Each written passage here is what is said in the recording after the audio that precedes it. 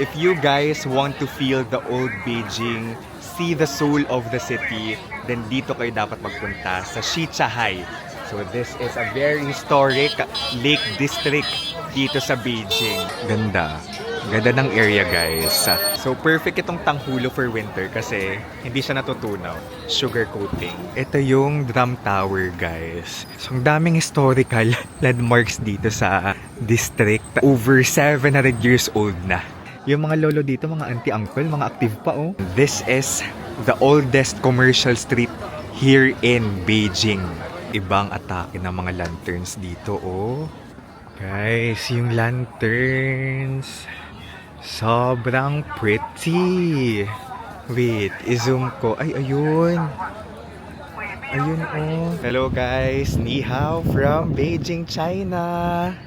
Kalalabas lang natin ng hotel. Yan yung hotel natin. Yun. Natuturo ko ba? Yun, yan, yung green na yan. So, it's called Jinjiang Inn, Wangfuji. Kalabas lang natin, guys, it's 2 p.m. So, okay na yung paa ko. Kasi kahapon talaga sumakit yung paa ko kakalakad sa Great Wall, tapos sa Summer Palace. Kasi may times din na tumakbo ako sa paghahabol ng oras. I made sure to maximize.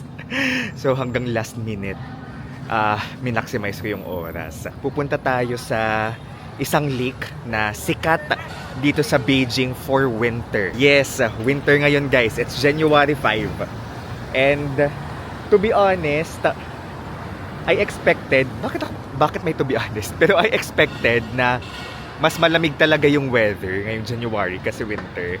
Kasi nabasa ko sa internet na ang lamig daw talaga ng winter sa Beijing. Pero almost similar ng temperature nung nasa Korea tayo nung autumn, nung November. So eto, naka-scarf ako ngayon. Tapos ito yung ukay na nabili ko sa Korea. Yung damit natin ngayon, yung jacket, puffer jacket tawag dito, no? Yung makapal, tapos 3 layers pa sa loob. So in total ay 4 layers. Pinakaloob ay heat tech from Uniqlo. Tapos isang manipis pa na heat tech, tapos ito from Uniqlo din. Kung magbubook kayo ng hotel sa Agoda, you can use my promo code DAVEAGODA, capital letters yan, and make sure to redeem on Agoda mobile app. Punta lang kayo sa deals page sa baba para maka 10% off kayo. Alam nyo bang pwede rin kayo magbook ng activities and tours sa Agoda? Use my promo code KURIPOTAGODA for 5% off. I-click nyo na lang din yung link sa comment section to redeem. Yung Klook code naman natin na Dave Gino Klook, one-time redemption na lang siya. So kung wala na kayong ma-redeem, you can explore Agoda. Wangfujing Street. So this is the major shopping street here in Beijing. Tapos yung accommodation natin nandun lang. So itong winter, itong January, low season daw ito, guys. Pero okay lang sa akin na low season. Kahapon sa Great Wall, nandun tayo ng mga 9 to 12. Hindi ganun karami yung tao. Pati sa Summer Palace. After the New Year holiday. So ang gamit lang natin ngayon na app ay Apple Maps. Okay, Apple Maps para sa mga naka-Apple dyan. Kasi better siya versus Google Maps. Hindi daw talaga masyadong reliable yung Google Maps dito. And then of course, gamit nating eSIM ay from Klook. I-comment ko yung link sa baba. Kasi yung eSIM na yan, kapag yan yung gamitin nating eSIM, hindi natin kailangan mag-download ng VPN. May tinatawag na Great Firewall, yung China.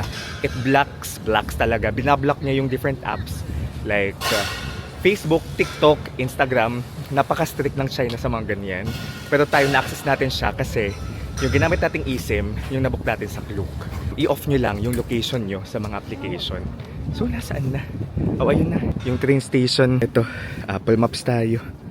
Yung pupuntahan natin, guys, ay Shichahai. Tapos dito tayo sasakay sa Jinyu Yutong Station. From our accommodation, Jinyu Yutong, Line 8. Nag-i-scan talaga, guys, ng bags. Ang gagamitin nating payment for train, yung China, it's a cashless country. So yung gagamitin natin, guys, ay Alipay. Na make sure ma-install nyo before kayo lumipad patungong China. Click lang itong transport. Click nyo lang transport, tapos lalabas yung QR code.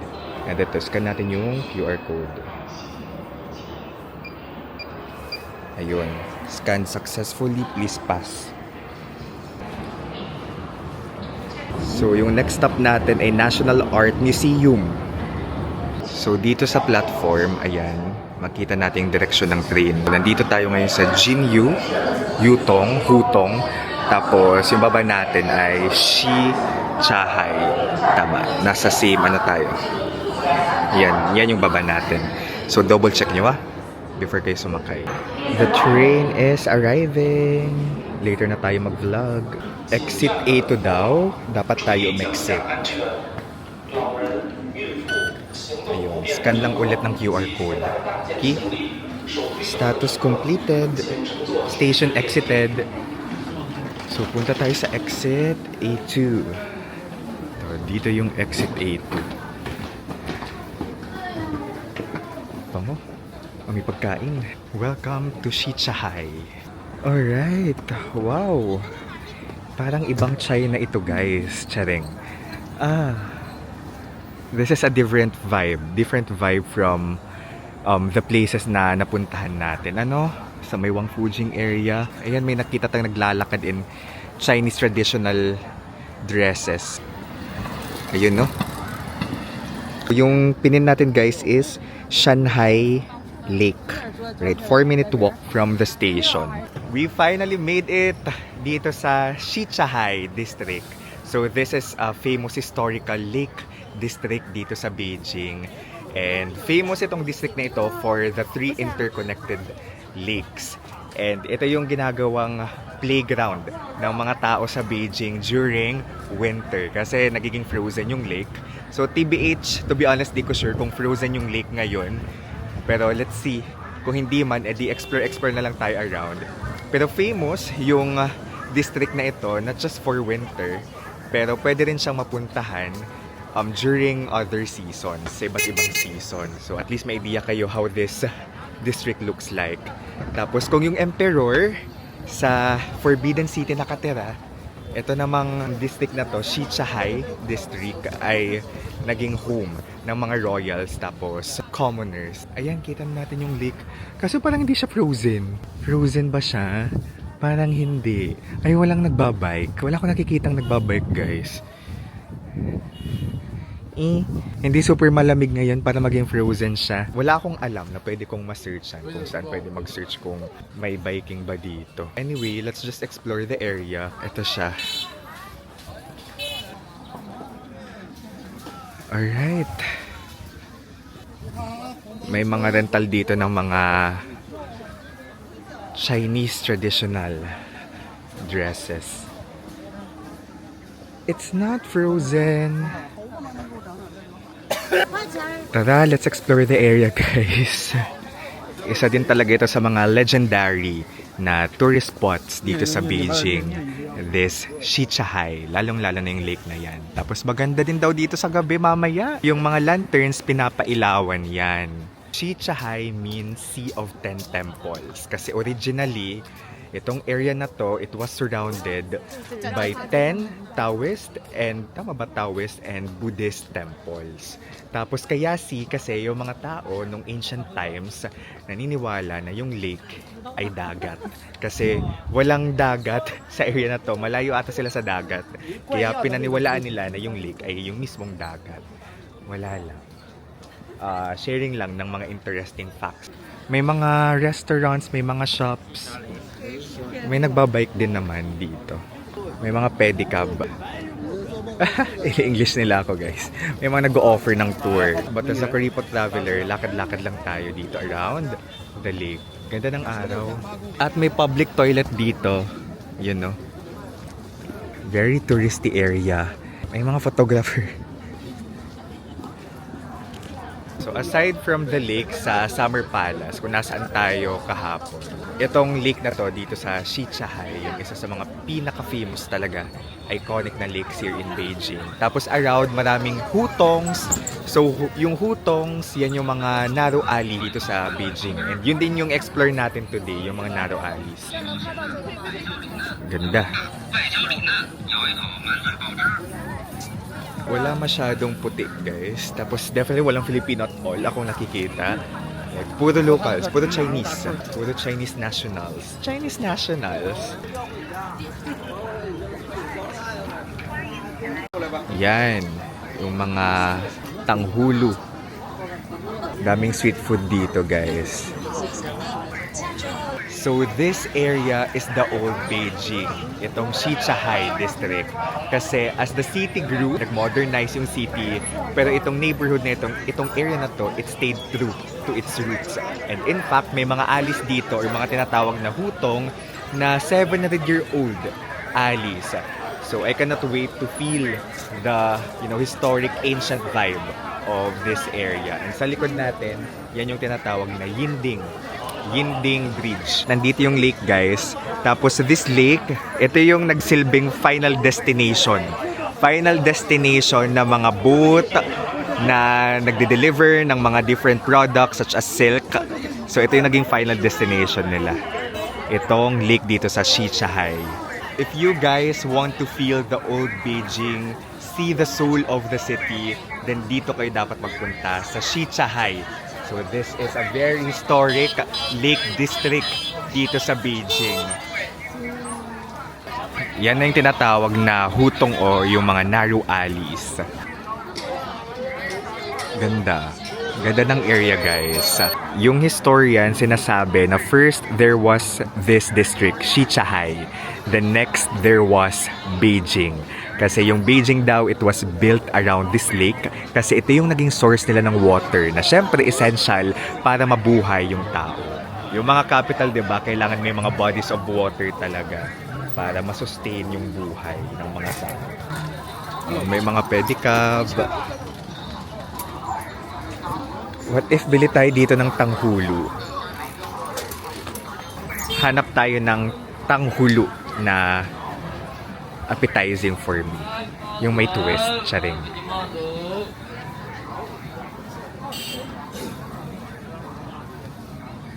Kahit saan, nakakakita tayo ng tanghulo. Kasi yan daw yung favorite snack ng Beijing during winter. So, yung tanghulo, mayaman yan sa kasaysayan. It has been existing for over 800 years. Yung modern tanghulo dito daw talaga yung nag-originate sa China. Dito sa Beijing. Excuse me, that one? No. Yes, that one. Alright, just got this one, here. Alipay is king. 支付宝收款15元。 Ayan, okay. Thank you. Wow. Since 1883, itong tanghulo place na to. Ito yung itsura niya, guys. Yan yung bridge. Tapos ito lang siya. 127.21 pesos ito.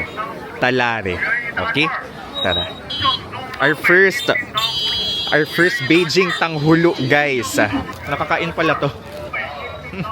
So perfect itong tanghulo for winter kasi hindi siya natutunaw, 'di ba? May coating siya, sugar coating. Sayang, sarap, guys. Crunchy. It's coated na fruit. May live band dito sa loob. Hindi masyadong kita. May mga nag-ice cream pa rin kahit winter, guys. Ganda dito, oh. Pa-sunset na.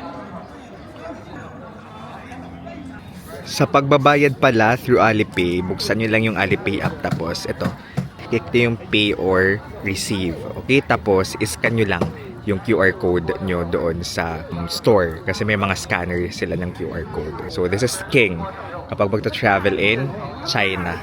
Ito yung itsura ng bridge from here. Tara, explore pa. Getting colder pero ang sarap ng tanghulo. Sinasabi na yung tanghulo daw, it started as a medicine ng isang imperial concubine na nagkasakit like 800 years plus ago. Tapos ayun, nag-transform na lang siya at naging snack. Ay, daming nangyayari. Tara. Lakad tayo doon ng very light. Ang daming pwedeng i-food trip pa pala dito. Yan, mga skewers. Itong mga seafood. Oh. Ano yan? Duck? Manok? Itong district na ito, guys, may mga original alleys pa talaga na from 700 years ago. It feels like we're traveling back in time. Ito yung itsura I mean, ito yung tama. Ito yung structure. Ito yung hugis ng mga alis before. May mga tindahan ng mga bonnet, souvenirs. Ay, I love BJ. Buko juice, charing. Very ancient ang vibe dito, guys. Yung vibe dito, it's really old Beijing. Di ba kanina pa lang paglabas ko, parang iba yung vibe dito. Lalo na dito kapag pumasok tayo sa mga alley. Ayun, daming shops. Yung mga ancient areas talaga, yung mga old town, yung mga charming for me. So, nagpunta tayo ng Hoi An last year. And for me, it's my most favorite place in Vietnam. Napaka-charming, relaxing, healing. Ito ang daming tao dito. Pero the charm of the old town. Ang ganda. Sorry, wala nasabing ibang words, pero ang ganda. Fair, mura na yung tanghulo nila dito as compared sa Korea na napakamahal. Diba? Lalo na kung sa Myeongdong kayo, magpo-food trip. Ang sunod nating pupuntahan ay yung tinatawag na Drum and Bell Tower. Parang nakita natin siya ngayon dito. Right? Ilang lakad lang, mga 10-minute walk from the bridge. Kung saan tayo nanggaling, mapapadpad na tayo dyan. It's very historical kasi sa ancient Beijing, yan yung orasan nila. Yeah. So before phone, before watches, meron silang drum and bell tower. So every hour, like may drums na tumutunog, ayun, to signify yung change of the hour. Itong dinadaanan natin. May tumatawid naman na local. Sundan lang natin sila. Ay.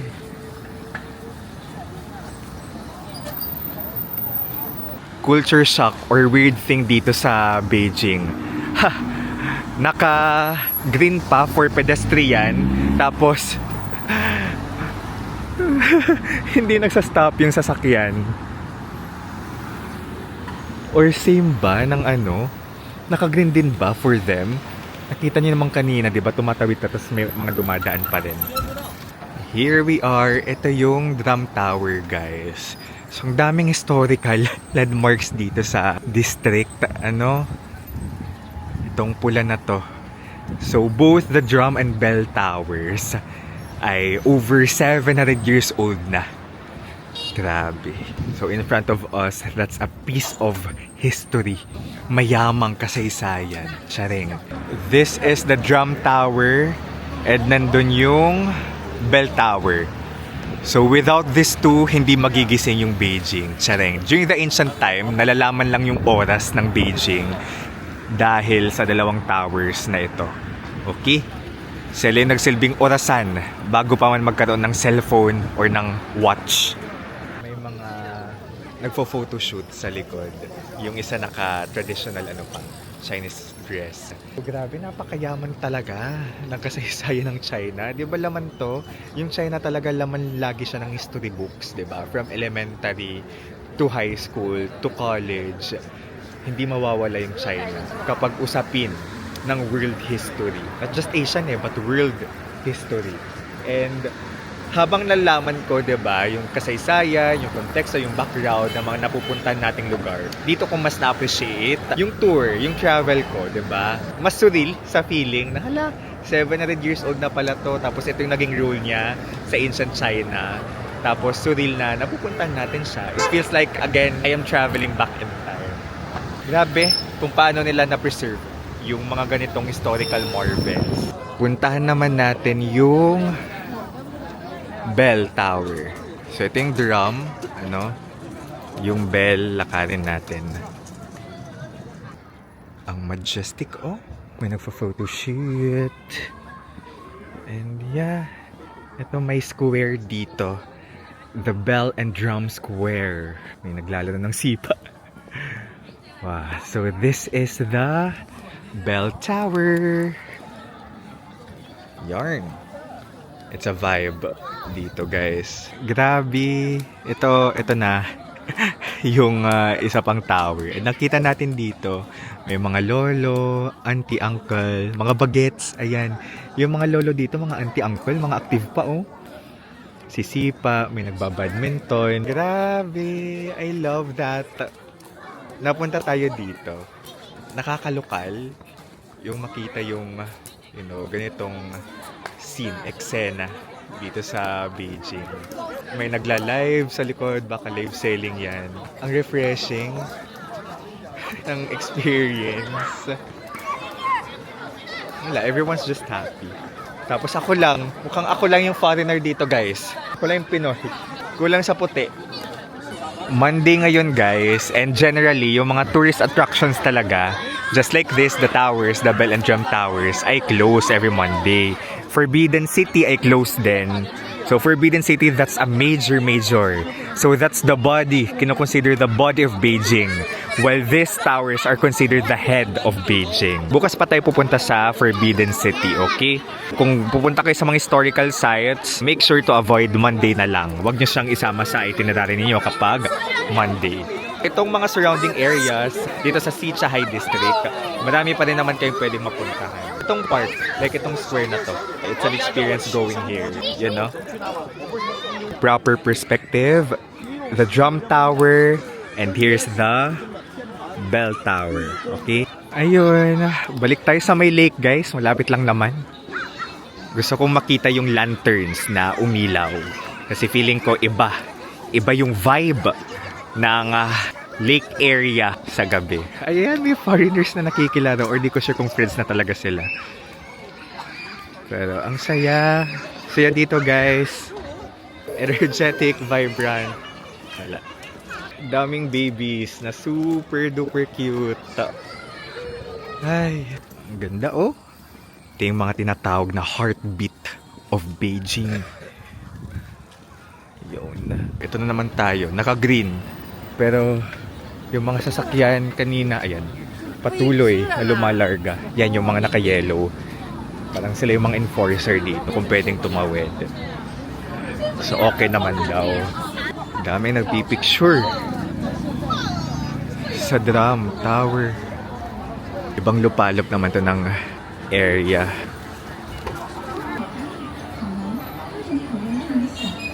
The old Beijing feels. Kahit saan tayo lumingon, guys, dito sa area na to, historical.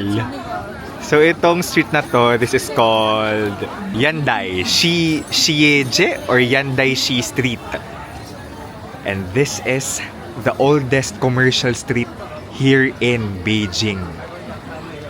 Wow. Feeling ko, nadaanan natin to kanina, pero sa may dulo. Kasi ito yung entrance to eh. So, ang yaman sa kasaysayan ng area natin ngayon. Beijing's oldest commercial street. Wow. Ang sayang maglakad-lakad. Kahit saan, parang historical. I love this area so much. Ito na yung nadaanan natin kanina. So, kumbaga, from the lake, parang inikot lang din natin. Nagpunta tayong may bell tapos drum towers, tapos pumasok doon sa main entrance ng oldest street, Yandaishi, oldest commercial street of Beijing. Ganda ng street at night. Iba. Ganda. Ibang atake ng mga lanterns dito, oh. May tindahan dito ng mga chocolate, guys. Choc Revive. Tapos meron silang mga drinks doon. Kung gusto yung mainitan kapag winter or kapag spring or autumn, malamig ang panahon, pasok lang kayo sa mga stores. And then we're back. Biglang pinipilahan na to dito, oh. Dumplings ata yan. Di ko sure. Pero look, since 1899. Grabe, 1,000 plus years old na. A joke. 100. 1,000. 100. Guys, yung lanterns. Sobrang pretty. Wait, i-zoom ko. Ay, ayun. Ayun, oh. Look. Ang ganda din pala dito sa gabi, guys. Like whole day, pwedeng nandito kayo as in. Cafe-cafe lang kayo, lakad-lakad. Ganon. Ang ganda ng area. I love it. Mas maraming tao ngayong gabi. As in, ang daming main character dito. Mga nagpipicture. Mga main character ang atake. Kasi may mga photographer talaga dito. So definitely a touristy area with a very beautiful view. Ayan. Yan yung ating naging day and actually night dito sa Shichahai area. So a very historical area dito sa Beijing. It's the old Beijing area. So masayang tumambay dito actually whole day. And even at night, diba? So feeling ko ako na yung traveler na nag-transform na okay lang na hindi tayo sobrang makarami ng pupuntahan, lalo na kung pagod tayo. Feeling ko, it comes with age. Tsari, malapit na tayo mag-30 guys. I'm 29. And nakaka-feel na ako ng, sakit ng legs. Pero siguro dahil kahapon nga, nag-Great Wall tayo. Lakaran talaga. So ngayon medyo chill-chill lang dito sa area. Lakaran lang din naman, pero medyo slower pace versus yung kahapon na mabilis. But, hindi ko na pinapressure yung sarili ko na matik yung napakaraming lugar sa isang trip. If you want to feel the soul of Beijing, the old Beijing, then itong area na to, it's for you. Kahit hindi natin nadatnan, di ba? Yung area, yung lake na frozen, nakapag-bike ng frozen, it's still a very nice area. Not just still, it's really a very nice area to explore. Very rich in history na kahit saan tayo magpunta, historical. So this is Dave guys, the Kuripo Traveler here from Beijing, China. Let's live our best lives. Bye-bye!